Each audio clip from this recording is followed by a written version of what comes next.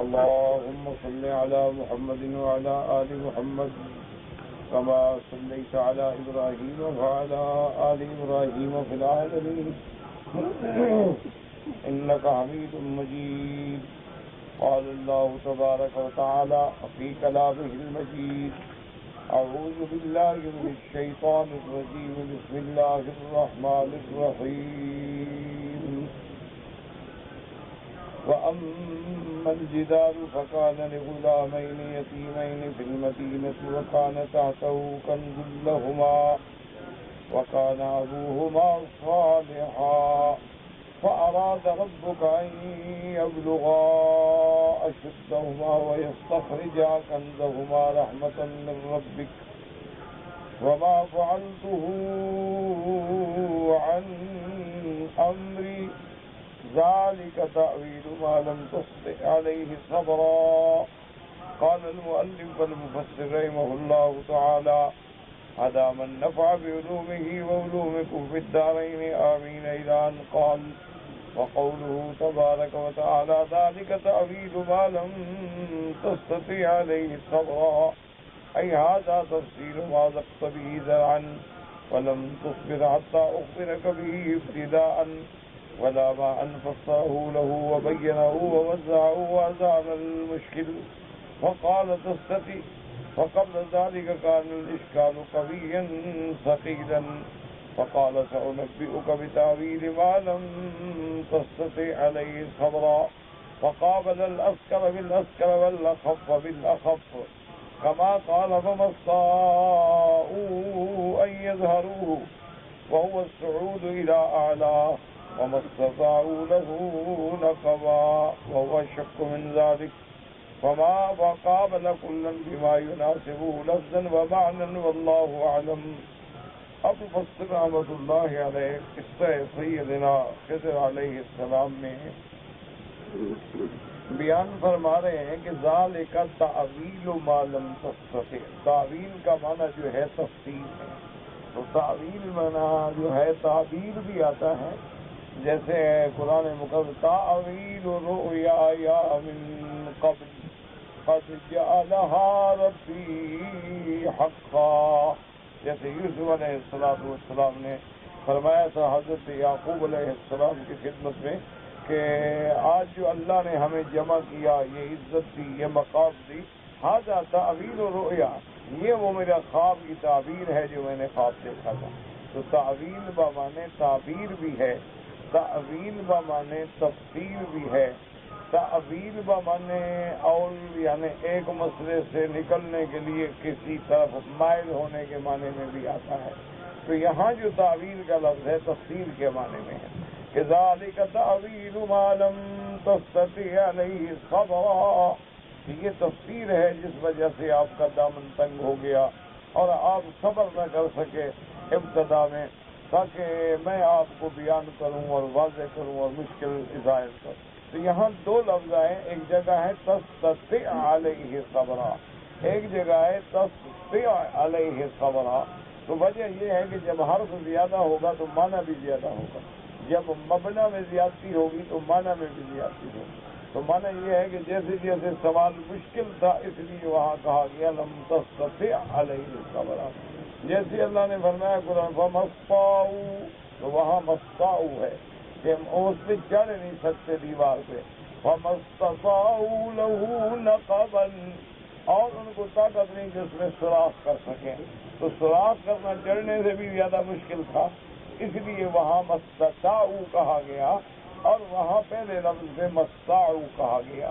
جیسے پہلی تعبیر بیان کرنے میں ما لم تستطع علیہ صبرا، تو جب بیان ہو گیا تو ما لم تستطع علیہ صبرا.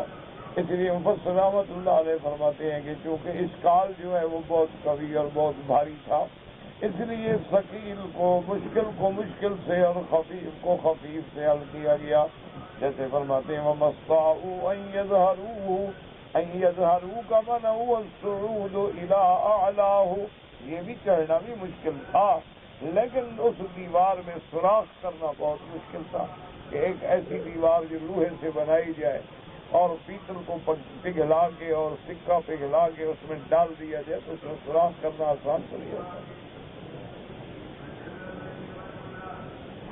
قیل فما بال فتى موسى عليه السلام ذكر في أول القصة ثم لم يذكر بعد ذلك فالجواب أن المقصود بالسياق إنما هو قصة موسى مع الخضر عليهما السلام وذكر ما كان بينهما وفتى موسى عليه السلام معه تبع وقصر في الأحاديث المتقدمة في السياق وغيرها أنه يوشع بن نون وهو الذي كان يلي بني إسرائيل بعد موسى عليه السلام وهذا يدل على ظروف ما أورده ابن جرير في تفسيره حيث قال حدثنا ابن حميد قال حدثنا سلمة قال حدثني ابن إسحاق عن الحسن بن عمارة عن نبيه أن إكرمة قال قيل لابن عباس لم نسمع لفتى موسى بذكر في حديث وقد كان معه قال ابن عباس فيما يذكر من حديث الفتى قال شرب الفتى من الماء فخلد فأخذه العالم وطابق به سفينة ثم أرسله في البار فإنها لتموج به إلى يوم القيامة وذلك أنه لم يكن له أن يشرب منه شرب إسناده ضعيف الحسن متروك وأبوه غير معروف. اب مفسر رحمۃ اللہ علیہ فرماتے ہیں کہ ایک سوال یہ بھی ہوا کہ بھی موسیٰ علیہ السلام کے ساتھ جو نوجوان تھا اس کا ذکر اول قصے میں تو ہے وَإِذْ قَالَ مُوسَىٰ لِفَتَاهُ لَا أَبْرَحُ حَتَّىٰ أَبْلُغَ مَجْمَعَ الْبَحْرَيْنِ أَوْ أَمْضِيَ حُقُبًا. تو پہلے تو ذکر ہے لیکن بعد میں کیوں ذکر نہیں؟ پھر تو کوئی ذکر نہیں آیا موسیٰ علیہ السلام کے ساتھ. تو مفسر فرماتے ہیں کہ اصل مقصد تو بیان ہے موسیٰ علیہ السلام اور خضر علیہ السلام اور اگر ان کے ساتھ فتح ہے وہ تو موسیٰ علیہ السلام کے تابع ہے اس کے ذکر کرنے کی کوئی ضرورت ہی نہیں. تو اس لیے اللہ تبارک و تعالیٰ نے موسیٰ علیہ السلام اور خضر کا ذکر کیا. باقی یہ صحیح حدیثوں میں ثابت ہے کہ وہ فتح جو ہے اس کا نام یوشع ابن نون ہے اور حضرت موسیٰ علیہ السلام کے بعد بنو اسرائیل کا معاملہ جو ہے پھر انہوں نے سنبھالا تو ان کا نام یوشع ابن نون صحیح حدیثوں میں ثابت ہے.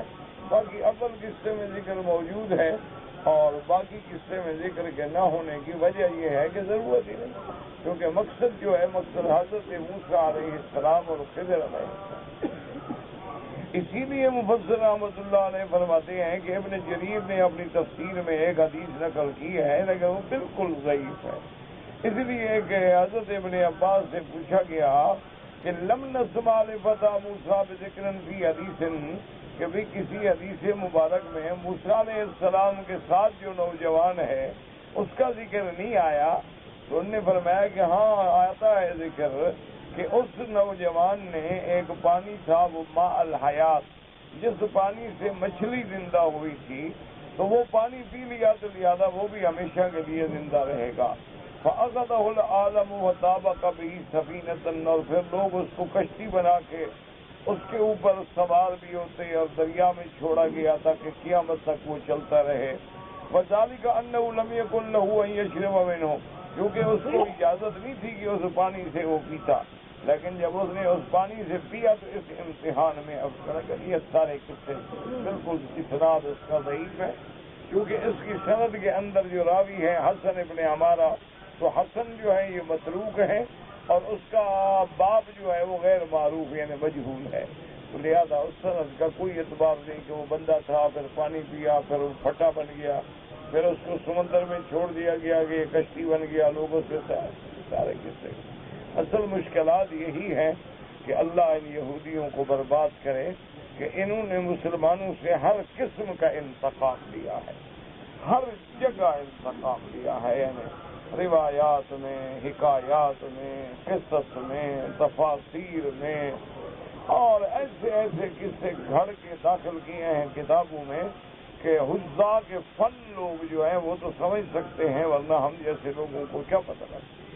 یہ تو ماہرین فن کا کام ہے نا کہ وہ نظر رکھتے ہیں کہ اس سند کے اندر کوئی راوی ضعیف تو نہیں کوئی راوی مجہول تو نہیں، کوئی راوی وضاع تو نہیں، کوئی راوی متروک تو نہیں، کوئی راوی لا مذہب تو نہیں. یہ تو بس بڑے بڑے علماء کا کام کہ وہ ان معاملات پہ نظر رکھے. عام آدمی تو یہی کہے گا جی میں نے تفسیر ابن کثیر میں پڑھا ہے، لکھا ہوا تھا. اب اس بیچارے کو کیا پتا کہ تفسیر ابن کثیر کے اندر تو اسرائیلی روایات بھی لکھی ہوتی ہے. اب جیسے کوئی آدمی کہے کہ جی میں نے تو بخاری شریف میں دیکھا ہے، لکھا ہے کہ مدعا جائز تھا. بات تو ٹھیک ہے، اس کی بخاری شریف میں لکھا ہوا تو ہے، لیکن اب اس بات کو سمجھنا کہ وہ کب کی بات ہے، ابتدا اسلام کی، بعد میں اس کا حکم ختم ہو گیا. اب اس کو تو عالم سمجھے گا نا. ایک عام آدمی تو یہی کہے گا جی بخاری شریف میں حدیث ہے، اس میں لکھا ہوا ہے کہ صحابہ کے زمانے میں مدعا تھا، بس خبر اس کے لیے اتنا کافی، کیونکہ فائدہ ہے اس کو کہ گناہ سے بچ گیا، مدعا کر لوں گا. تو یہ حالانکہ جب مدعا منسوخ ہو گیا، جیسے کوئی یہ کہے کہ جی میں نے تو بالکل حدیث میں پڑھا ہے کہ حضرت حمزہ شراب پیتے تھے، تو اب یہ تو درجہ ہوئی، اور شراب حرام ہی نہیں ہوا تھا. جب شراب حرام ہو گیا تو دیکھنا پڑے گا نا اس کے بعد آپ بتاؤ کہ کون پیتا تھا. جب حرام نہیں تھا تو ہر چیز چلتی تھی، تو اس وقت کا کیا بات. اس لیے یہ کام جو ہے یہ علماء کا کام ہوتا ہے. ہر آدمی کی بات. اب بھی دنیا میں دیکھ لیں کہ کوئی قانون ہے، چاہے وہ سول لا ہو، چاہے کرمنل لا ہو، چاہے وہ آئینی قوانین ہوں، یا چاہے کوئی آئینی کانسٹیٹیوشن پہ بحثیں ہوں، کوئی پارلیمنٹ کے مسائل ہوں، تو وہ جو لوگ ماہرین قانون ہیں وہی سمجھیں گے. اب یہ تھوڑا ہے کہ ہم ٹانگے والے کے پاس جائیں گے قانون سمجھاؤ ہمیں. تو کوئی آدمی کوچوان سے تو نہیں سمجھتا کہ اس قانون کو حل کرو. لازمی بات ہے کہ وہ ایڈوکیٹ ڈھونڈے گا، بیرسٹر ڈھونڈے گا، ماہرین قانون ڈھونڈے گا. اسی لیے جو قرآن کے مسائل ہیں، دین کے مسائل ہیں، وہ بھی علماء، اور علماء بھی وہ جن پر اعتماد ہو، فقہ ہو، ورنہ تو ہر باطل فرقے میں بھی علماء ہیں. بڑے بڑے لوگ عیسائیوں میں ہیں، بڑے بڑے لوگ یہودیوں میں ہیں، مجوسیوں میں ہیں، معتزلہ میں ہیں، خوارج میں ہیں، روافض میں ہیں، بڑے علم والے لوگ ہیں.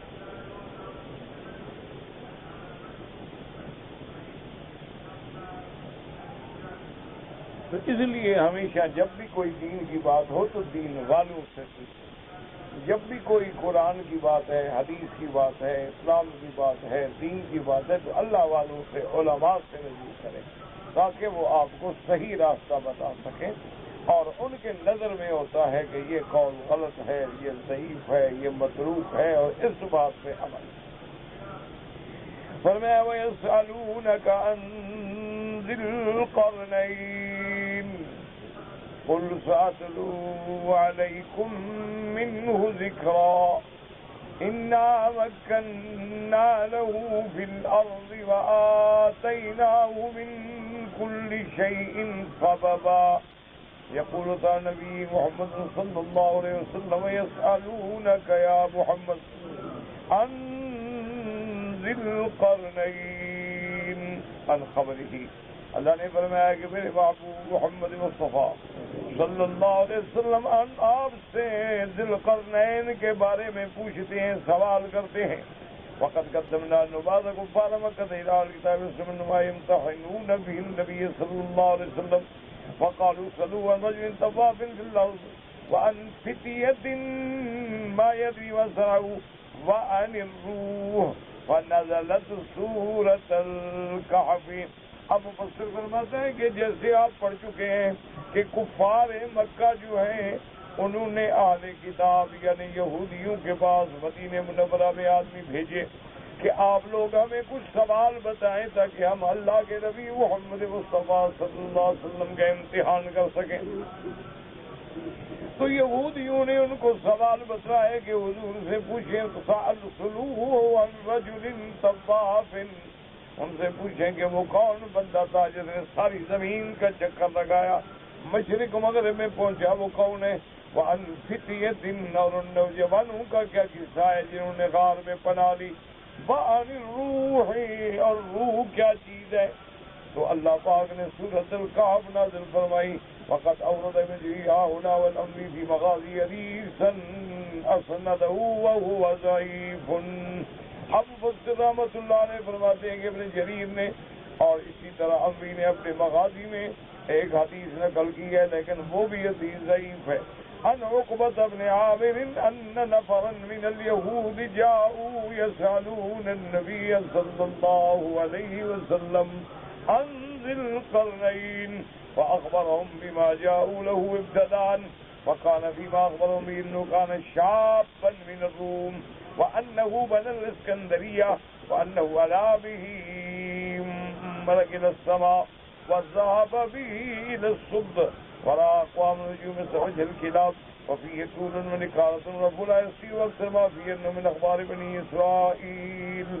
اب مفسر رحمۃ اللہ علیہ فرماتی ہیں کہ جیسے مغازی میں انہوں نے یہ روایت بھی نقل کی ہے عقبۃ بن عامر سے کہ یہودیوں کی جماعت آئی حضور صلی اللہ علیہ وسلم کی خدمت میں، یسألون النبی صلی اللہ علیہ وسلم عن ذی القرنین، حضور سے پوچھا ذی القرنین کے بارے میں، تو حضرت پاک نے خبر دی کہ وہ ایک نوجوان تھا، رومی الاصل تھا، اور یہ وہی بادشاہ ہے جس نے اسکندریہ مصر کے ساتھ اسکندریہ بنایا۔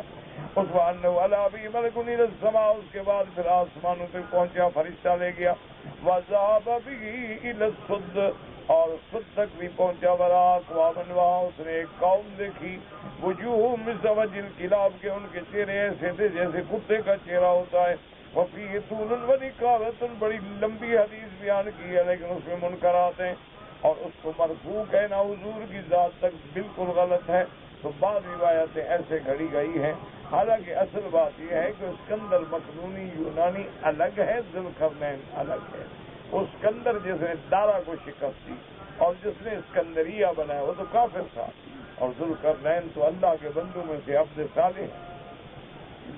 والعجب ان ابا زرعة الرازي مع جلالة قدره ساقه بتمام بكتاب دلائل النبوة۔ ابو فضل رحمۃ اللہ علیہ فرماتے ہیں کہ تعجب تو اس بات پہ ہے کہ ابا زرعہ جیسا آدمی جو بڑی شان والا عالم ہے، اس نے اپنی کتاب دلائل النبوت میں بھی اس روایت کو نقل کر دیا۔ اصل بات یہ ہوتی ہے نا جی کہ جب جھوٹ اتنا بولو کہ خود کو بھی گمان ہو جائے کہ سچ ہے، تو کبھی کبھی ایسا بھی ہوتا ہے کہ ایک قصہ اتنا مشہور ہوتا ہے کہ بڑے بڑے بزرگ بھی لکھ دیتے ہیں۔ اچھا، کبھی بڑے بزرگ نرمی سے بھی کام لیتے ہیں، جس نے کہا مان لیا، جس نے کہا انہوں نے کہا یہ اچھا آدمی ہے، کیوں جھوٹ کیوں بولتا ہوگا؟ کیونکہ جو آدمی خود سچا ہو نا وہ ہر آدمی کو سچا سمجھتا ہے، یہ بھی بڑا مشکل ہے کہ جو آدمی اللہ کے ہاں خود سچا ہو اس نے کبھی جھوٹ نہ بولا ہو، تو تصور ہی نہیں کر سکتا کہ یار یہ مسلمان ہو کے جھوٹ بولے گا، وہ کہہ رہا ہے ٹھیک ہے، سچ کہہ رہا ہے، اور جب اگر کوئی قسم بھی کھا لے بات پکی ہو، حالانکہ وہ 100% جھوٹ ہوتا ہے۔ اس لیے ہمیشہ بعض اوقات بڑے بڑے لوگ جو ہیں وہ بھی بیچارے ایسی باتیں لکھ بیٹھتے ہیں۔ وَذَلِكَ غَرِيبٌ وَإِنَّمَا الَّذِي كَانَ مِنَ الرُّومِ الْإِسْكَنْدَرُ الثَّانِي۔ اب مفسر فرماتے ہیں کہ جو روم کے بادشاہ مجھ سے تھا وہ اسکندر ہے، وَهُوَ ابن فیلیس المقدونی الذي تؤرخ به الروم، اس کا نام جو ہے اسکندر ابن فیلیس المقدونی تھا جس نے روم کی تاریخ بنائی۔ فأما الأول فقد ذكر الأزرقي وغيره أنه طاف بالبيت مع إبراهيم الخليل عليه السلام أول ما بناه وآمن به۔ جہاں تک ذوالقرنین کا تعلق ہے، جب حضرت ابراہیم علیہ السلام نے اب اللہ کا کعبہ بنایا تو وہ کعبے میں پہنچا، حضرت ابراہیم کے ساتھ اللہ کے گھر کا طواف کیا اور حضرت ابراہیم پہ ایمان لے آیا، اور اس کی آپ نے حضرت ابراہیم کی اتباع کی۔ واتبعوا وكان وزيره الخضر علیہ السلام، اور اس کے وزیر جو ہیں وہ حضرت خضر علیہ السلام تھے۔ وَأَمَّا الثَّانِي فَهُوَ اسْكَنْدَرُ بْنُ فَیلیس المقدونی یولانی وَكَانَ وَزِیرُهُ اسْتَاطَالیس الفیلسوف المشہور، اور دوسرا جو ہے وہ اسکندر یونانی تھا، اس کا وزیر جو ہے ارسطو تھا، ارسطو بڑا دانا آدمی تھا۔ وَهُوَ الَّذِي تُؤَرِّخُ مِنْ مُمْلِكَتِهِ مِلَّةُ الرُّومِ وَقَدْ كَانَ قَبْلَ الْمَسِيحِ عَلَيْهِ السَّلَامِ نَحْوَ مِنْ 300 سَنَةٍ وہ حضرت عیسیٰ علیہ السلام سے 300 سال پہلے گزرا. فَأَمَّا الْأَوَّلُ وَالْمَذْكُورُ فِي الْقُرْآنِ، اور جس کا ذکر قرآن میں ہے ذو القرنین، فَكَانَ فِي زَمْنِ الْخَلِيلِ كَمَا ذَكَرَهُ الْأَزْرَقِيُّ وَغَيْرُهُ، وہ حضرت ابراہیم الخلیل علیہ السلام کے زمانے میں تھے. وَأَنَّهُ طَافَ مَعَ الْخَلِيلِ عَلَيْهِ السَّلَامُ بِالْبَيْتِ الْعَتِيقِ لَمَا بَنَاهُ إِبْرَاهِيمُ عَلَيْهِ السَّلَامُ وَقَرَّبَ إِلَى اللَّهِ قُرْبَانًا. وقد ذكرنا طرفا صالحا من أخباره في كتاب البداية والنهاية بما فيه كفاية ولله الحمد. تو اس نے حضرت ابراہیم کہاں حضرت ابراہیم کا زمانہ اور کہاں حضرت عیسیٰ علیہ السلام کا زمانہ. وہ اسکندر یونانی مقدونی الگ تھا، یہ ذو القرنین جو ہیں یہ الگ ہیں. ان کو حضرت ابراہیم کا زمانہ ملا ہے، اور وہ جو ہے حضرت عیسیٰ علیہ السلام سے 300 سال پہلے گزرا ہے. اور یہ بھی آتا ہے کہ وہ تو آتش پرست تھا، یعنی آگ کی پوجا کرتا تھا، اور اس کا وزیر جو ہے وہ ارسطو تھا، جو بڑا مشہور ہے ارسطو. استاد بھی کہتے ہیں اور ارسطو بھی کہتے ہیں. اور حضرت ذو القرنین کے ساتھ جو ہیں وہ حضرت خضر علیہ السلام. اب مفسر فرماتے ہیں کہ ان نے طواف کیا، یہاں آ کے اللہ کے نام پہ قربانیاں کی. تو اس کا پورا واقعہ جو ہے وہ فرماتے ہیں میری کتاب جو ہے البدایہ والنہایہ میں پڑھیں، میں نے وہاں تفصیل سے لکھ دیا ہے اور وہیں کافی ہے. وقال وهب بن منبه كان مالكا وانما سمي ذو القرنين صفاتي ملكا كانتا من نحاس. اچھا، ایک قول وهب بن منبه کا یہ بھی ہے کہ وہ فرشتہ تھا. وقال بعض اهل الكتاب لانه ملك الروم وفارس. وقال بعض كان في راسه. بعض کہتے ہیں کہ ذو القرنین کیوں کہا گیا کہ اس نے روم پر بھی اور فارس پر بھی دونوں پہ حکومت کی. حالانکہ روم الگ پاور تھی، فارس الگ پاور تھی، لیکن اس نے دونوں پہ غلبہ حاصل کیا تو ذو القرنین کہلایا. وقال بعض كان في راسه شبه القرنین. بعض کہتے ہیں اس کے سر کے اوپر سینگ کی طرح کوئی چیز تھی. وقال سفیان الثوری عن حبیب بن ثابت بن ابی طفیل قال سئل علی رضی اللہ تعالی عنہ عن ذی القرنین فقال كان عبدا ناصحا للہ فناصحه. اب کہتے ہیں حضرت علی رضی اللہ تعالی سے پوچھا گیا ذی القرنین کے بارے میں. انہوں نے فرمایا کہ وہ اللہ کا بندہ تھا اور اللہ کے دین کی نصیحت کرتے تھے. دعا قوموا الى الله ضربوا ولا قرني فمات فاجاب آیا اللہ ودا قوم اللہ ضربوا ولا قرني فمات سمي ذو القرنين. اب حضرت علی فرماتی ہیں کہ لوگوں کو جب اللہ کے دین کی دعوت دی تو لوگوں نے مارا، اس کے سر پہ وہ مر گئے. پھر اللہ نے دوبارہ زندہ کیا، پھر لوگوں نے مارا، مر گئے، پھر اللہ نے دوبارہ زندہ کیا، اس لیے ذو القرنین کہلاتے ہیں. یہ بھی بس ایسے قصہ ہے. وقد رواه شعبة القاسم فسمعني يقول ذلك وأنه سمي ذو القرنين لأنه بلغ المشارق والمغارب من حيث يطلع قرن الشمس ويغرب. اب بات کہتی ہیں کہ ذو القرنین اس لیے کہا گیا کہ وہ سورج کی ابتدا پہ بھی پہنچا، انتہا پہ بھی پہنچا، اس لیے لقب ہو گیا ذو القرنین. اصل بات میں نے عرض کیا ہے نا جی کہ یہ ساری روایات اکثر جو ہوتی ہیں نا یہ سارے قصے ہیں اسرائیلی، اور اسرائیلی روایات جو ہے نا یوں سمجھیں کہ وہ 100 میں سے 99 غلط ہو، کوئی اعتبار ہوتا ہے. اچھا، خدا کی شان ہے لوگوں کو بھی مزہ جھوٹی روایت ہو جاتا ہے. سچی حدیث سناؤ نا تو ان پہ ایسے چل رہے، جھوٹا قصہ سناؤ تو واہ واہ ہو جائے. خدا کی قدرت ہے، جھوٹ کے اندر جو ہے عجیب عجیب ان نے قصے گھڑے ہوتے ہیں. ہم دیکھنا کہ اس کو مار دیا، وہ مر گیا، پھر اللہ نے زندہ کیا، پھر مر گیا، پھر زندہ، اس لیے ذو القرنین ہو گیا. کوئی دلیل نہیں. اچھا، اور نسبت حضرت علی کی طرف کہ حضرت علی نے فرمایا، کیونکہ جب آدمی جھوٹ بولتا ہے نا جی اللہ معاف کرے تو پھر وہ بڑی نسبت کا ہاتھ ڈالتا ہے تاکہ اس کے نام سے سن کر بھی اگلے چپ ہو جائیں. کبھی اب حضرت علی رضی اللہ عنہ بڑے جلالت و قدر ہے. ایسے قصے بناتے ہیں نا جی، اللہ معاف فرمائے، اللہ معاف فرمائے۔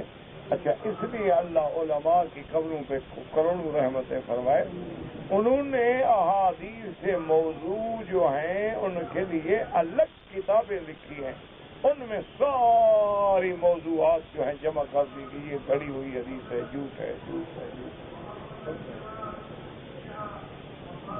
لیکن کوئی پڑھے گا تو پتہ لگے گا، جب پڑھے گا ہی نہیں تو پتہ کیسے لگے گا؟ اب محنت کون کرے؟ اچھا، مولویوں نے دین آسان کر دیا ہے کہ بھئی ایک آدھی نعت یاد کر لو، گلے میں کپڑا ڈال لو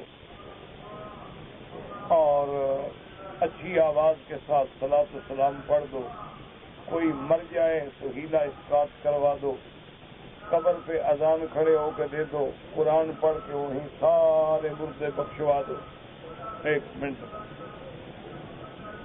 اور واپس آنے کے بعد 3 دن کے بعد کل شریف ہے، ختم صغیر ختم کبیر پڑھوا دو، بس۔ نہ علم کی ضرورت ہے، نہ کتابیں پڑھنے کی ضرورت ہے۔ یعنی آپ یقین کریں، اللہ معاف کرے، اللہ معاف کرے، اللہ معاف کرے۔ میں تو خیر خود ہی جاہل ہوں، لیکن میں آپ کو ایسے نصیحت کرتا ہوں، آپ تجربہ کر لیں، ہمارے علاقوں میں جتنے مولوی بنے ہوئے ہیں، بڑے لچھے دار تقریریں، ہزاروں کے مجمع، بڑے جلوس، بڑے نعرے، اگر ان کو علیحدہ کر کے مسئلہ پوچھے نا استنجے کا تو وہ بھی انشاءاللہ نہیں آئے گا۔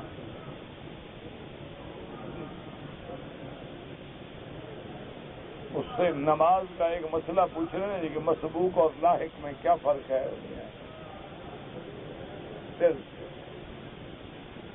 تجربہ کرنا۔ کیونکہ زبان ہوتی ہے، اس لیے آپ کو کسی ایسا جواب دے کہ آپ کا منہ بند کر دے گا وہ، لیکن مسئلہ نہیں بتلائے گا، کیونکہ مسئلہ آئے تو بتلائے، پڑھا ہو تو بتلائے بیچارہ، اس کو کیا پتا مسبوق کیا ہوتا ہے، لاحق کیا ہوتا ہے۔ اچھا، اس کو پوچھو کہ بھی نماز میں کتنے واجبات ہیں جن کے چھوڑنے سے سجدہ سہو آتا ہے، مجالے بتائیں بھئی کتنے واجب۔ اچھا، نماز میں کیا چیزیں فرض ہیں جن کے چھوڑنے سے نماز باطل ہو جائے؟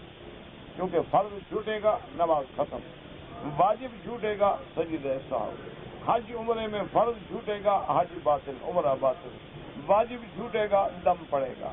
تو اب پہلے فرائض واجبات کا پتہ بھی ہوگا تو مسئلہ بتلائے گا۔ میں نے آپ کے علاقے میں، آپ کے ملک میں ایک بہت بڑا مشہور مولوی گزرے، فوت ہو گیا، اللہ بخشے، جو فوت ہو گئے اللہ ان کی قبر پہ رحمت کرے، کوئی دشمنی نہیں۔ اچھا، بڑا مشہور آدمی، بڑا اس نے کتابیں لکھی ہیں اور بڑا نامور آدمی تھا وہ، بہترین لکھنے والا، بہترین بولنے والا۔ اس کا میں نے خود پڑھا، ایک تو ہوتا ہے نا کسی اور نے مجھے سنایا ہو، میرا دوست تھا ویسے، میں نے خود پڑھا کہ جب میں عمرے پہ آیا تو ہم 3-4 ساتھی تھے، تو جہاد میں وہ کہتا ہے جی کہ جہاد سندھ میں ہم نے جہاں پاکستان ہاؤس ہے یا اسی کے اندر ہم نے رہائش رکھی، تو میرے ساتھیوں نے کہا کہ ہم تو ابھی جا کے عمرہ کرتے ہیں۔ میں نے کہا بھی میں تو تھکا ہوا ہوں، میری ہمت نہیں، تو آپ لوگ عمرہ کرنا چاہتے ہیں تو جائیں عمرہ کریں، میں تو تھکا ہوا ہوں، میں تو آرام کروں گا اور کل عمرہ کروں گا۔ تو میرے ساتھی چلے گئے اور میں چونکہ تھکا ہوا تھا تو میں نے یہ سوچا کہ چونکہ ٹائم بہت تھوڑا رہ گیا ہے، ابھی فجر کی نماز کا وقت ہے، تو ایک ہی دفعہ نماز پڑھ کے سو جاؤں تاکہ میری نماز ضائع نہ ہو جائے، بڑی اچھی بات۔ اب آگے جناب اس نے کہانی بنائی ہے کہ سبحان اللہ، صبح کا منظر تھا، سہانا وقت تھا، امام حرم کی آواز آ رہی تھی، میں نے کھڑکی کھول دی اور وہیں بیٹھے بیٹھے امام کے پیچھے نماز پڑھی۔ یہ مولوی کا حال، انا للہ و انا الیہ راجعون۔ اللہ کے بندے، خود میں تم بیٹھے ہو، نمازی تو نمازی، تمہیں تو حرم بھی نظر نہیں آ رہا، کیسے تمہاری نماز ہو گئی؟ صرف آواز میں تم نے نماز پڑھ لی۔ آواز تو ریڈیو کھول تو تمہارے ملک میں بھی آ جائے گی۔ ٹی وی کھول دو تو سامنے تراویح پڑھتے ہوئے بھی نظر پھر وہیں کھڑے ہو کے تراویح پڑھ لیا کریں. السلام علیکم. یہ کون سا یعنی مولوی نامور آدمی کتابیں لکھی ہیں اس کا حال یہ ہے. ایک اور ماشاءاللہ مولوی صاحب ہیں وہ بھی ماشاءاللہ آپ تو ترقی کرتے کرتے میرے خیال مجتہد کے درجے پہ پہنچ گئے یا پہنچنے والے ہیں قریب یعنی. انہوں نے بھی لکھا کہ جناب ہم حج پہ آئے سرکاری وفد میں تھے بڑا اکرام بڑا اعزاز. وہاں مینا میں چونکہ دعوت ہوتی ہے سرکاری طور پہ تو اس دعوت میں ہم نے شریک ہونا تھا تو ہم نے بڑے آرام سے اپنے کپڑے اتارے اور ہم اتار دیا اور غسل کیا اور کپڑے پہنے سوٹ شوٹ پہن کے دعوت کھائی پھر آتے آرام بات.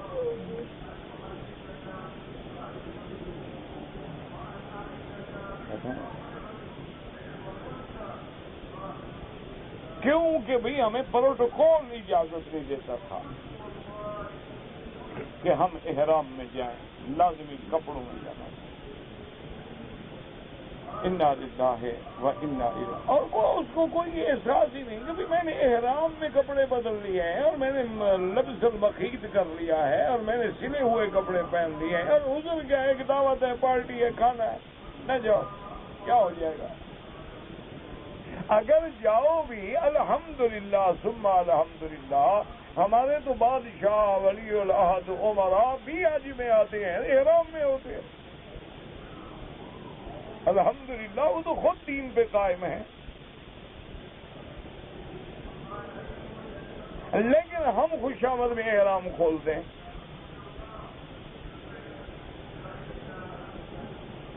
اسی طرح وجہ کیا ہے کہ علم کا نہ ہونا. حضرت مفتی صاحب رحمۃ اللہ علیہ جب تشریف لائے تو عمرہ کیا عمرے کے بعد صفا دوڑ کے واپس آئے. مجھے یاد ہے آج تک اپنا باب الملک پہ ہم کھڑے تھے حضرت کے لیے تو حضرت تشریف لائے. اسی وقت ان کو بادشاہ سے ملاقات کے لیے جانا تھا تو فوراً جناب وہ ہمارے لوگ جو تھے افسران ادھر ادھر بیوروکریسی ہماری سائڈ دوڑتی آئی کہ حضرت جلدی کریں مہربانی کریں وقت بہت تھوڑا رہ گیا ہے ملاقات کا ٹائم بالکل قریب ہے اور آپ نے ابھی غسل فرمانا ہے کپڑے بدلنے ہیں. تو کیا وجہ کیوں بدلنے ہیں ان کپڑوں میں کیا ہے. حضرت رام نے کہا ان کپڑوں میں خدا کے پاس جا سکتا ہوں بندے کے پاس نہیں جا سکتا. عقل کرو کیا کہہ رہے ہو. جو لباس اللہ نے اپنے لیے ہمارے لیے منتخب کیا ہے کہ میرے دربار میں آؤ تو یہ پہن کے آؤ میں تو اس کے پروٹوکول کے تابع ہوں. چلنا ہے ایسے چلو نہیں چلنا جاؤ مجھے کوئی ضرورت نہیں. اسی حالت میں چلے گا السلام علیکم. اور زیادہ عزت ہوئی اور زیادہ احترام ہوا کہ لوگ اپنے دین پہ کیسے قائم. تو یہ ہمارے ہاں بڑی مشکل ہو گئی ہے میرے عزیز. اور آج ہمارے لوگ بھی مولوی اس کو سمجھتے ہیں جو نیا مسئلہ نکالے. ایک مولوی صاحب فارغ ہوئے نا علم پڑھ کے تو استاد سے پوچھنے لگے کہ استاد جی میں عالم تو بن گیا میں نے سیاستہ پڑھ لیا تخصص کر لیا فارغ التحصیل ہو گیا اب میں اپنے علاقے میں جا رہا ہوں حضرت مجھے کوئی ایسی بات بتائیں نا کہ میری بھی شہرت ہو عزت ہو لوگ مجھے پہچانے اور لوگوں میں میرا نام ہو جائے. انہوں نے کہا بڑا آسان مسئلہ ہے. انہوں نے کہا جی وہ کیا. انہوں نے کہا کچھ نہیں آپ مسئلہ بیان کر دینا اپنے علاقے میں جا کے اعلان کر دو کتا حلال ہے مشہور ہو جاؤ گے. مشہور ہونے میں کیا دیر لگتی کہہ دو بھی کتا جو ہے حلال. اب جب مولوی بات کرنے کے لیے انہوں نے کہا بھی میں نے جس کتے کا نام کہا ہے وہ کتا اور نسل کا ہوتا ہے بس مشہور ہو جائے. ایک نئی بات کر لو نا.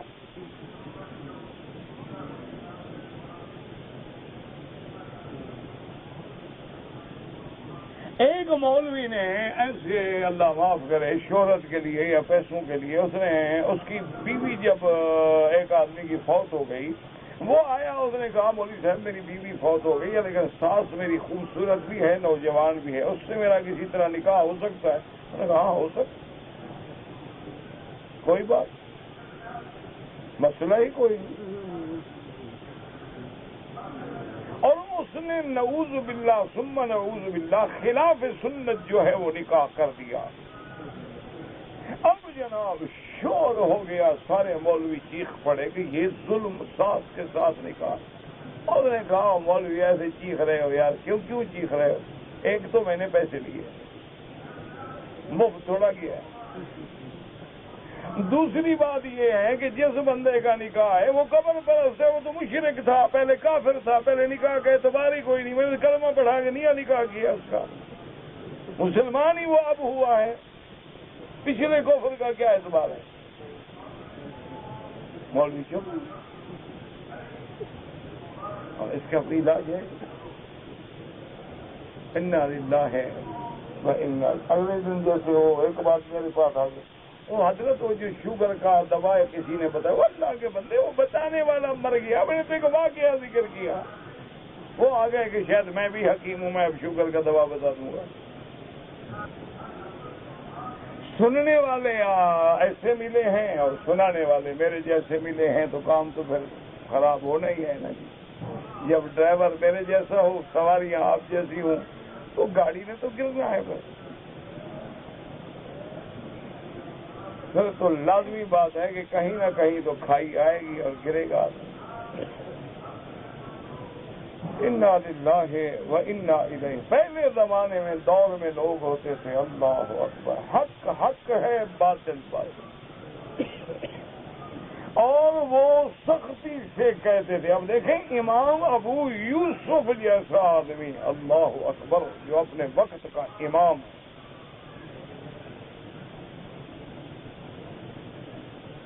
امام ابو حنیفہ رحمۃ اللہ علیہ گزرے تو دیکھا کہ بڑے لوگ کٹھے ہیں اور درس ہے. پوچھا کون درس دے رہا ہے؟ انہوں نے کہا ابو یوسف. اچھا, وہ میرا شاگرد جو ہے. فارغ ہو گئے, ایک بندے کو